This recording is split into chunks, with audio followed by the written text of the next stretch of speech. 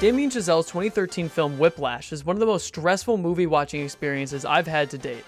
The simple yet bold premise, complemented with the dramatic framing, leaves this movie lingering in my mind many months after the first viewing.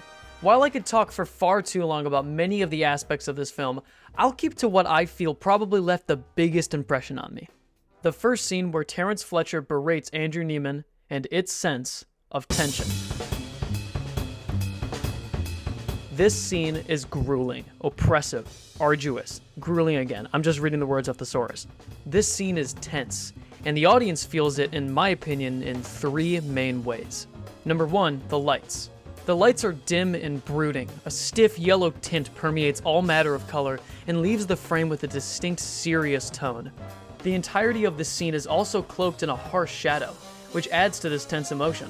From the art of watching films, in planning and shooting a modern color film, the director, the cinematographer, the production designer, and the costumer must be constantly aware of such factors if they are to control and manipulate the color to conform to their aesthetic vision. I believe the aesthetic vision of Chazelle was to have this scene be almost suffocating in its tone.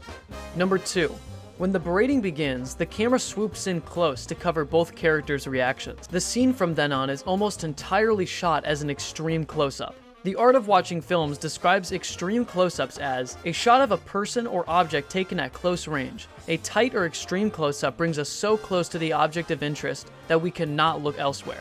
And rightfully so, as Fletcher's scolding and Neiman's reaction are the only things that we need to see.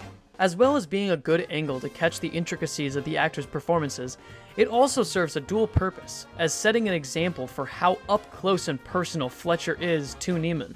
And finally, of course, I can't go without complimenting what is probably the most important part of the scene, the acting. Fletcher, played by J.K. Simmons, does an amazing job in his lambasting of Neiman. And while I believe that J.K. Simmons is probably the best part of this movie, I really think the highlight of the acting in this scene goes to Miles Teller, who plays Andrew Neiman. His frightened and embarrassed state is perfectly and masterfully communicated through his general expression and mannerisms, but also through his more subtle actions, like his facial twitches or the way his eyes dart around the room. All these aspects culminate to depict Neiman in earnesty as just a college freshman being humiliated, and for what?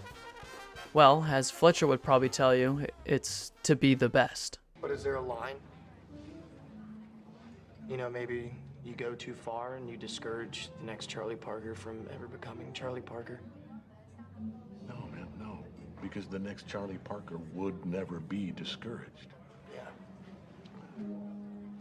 The art of watching films puts it well.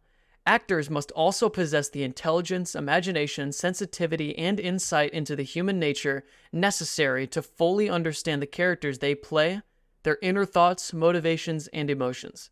This movie, in all its beautiful music, drama, study, I'm not using the thesaurus this time, and tension, made me do something I seldom do in most films: react. I felt the stakes, the embarrassment, the anger, the pain, and the accomplishment.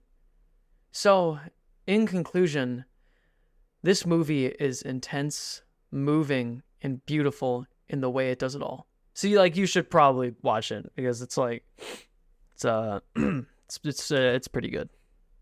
It's like a 6 out of 10.